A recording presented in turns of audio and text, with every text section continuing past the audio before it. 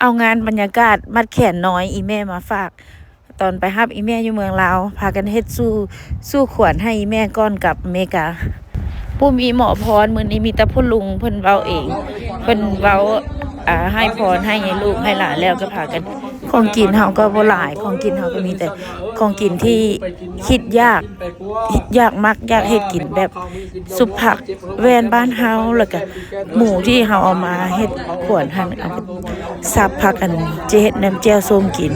มีข้าวปุ้นมีลาบเป็ดแล้วก็หมักไหม้อหยังนั่นแหละบ่ได้เฮ็ดของกินหลายแต่แฟมิลี่บ่ได้เฮ็ดใหญ่ไก่อบนำไอตี้ขอบใจเด้ออันไอตี้ซัพพอร์ตเนาะได้ไก่อบมากินในมื้องานของหลังจากพากันกินข้าวแล้วก็พากันม่วนซื่นนำพี่น้องก็พากันร้องเพลงเต้นรำบรรยากาศมาให้เบิ่งพ่อก็ยังบ่ฮู้ว่าฮู้ตัวได้ลูกนึง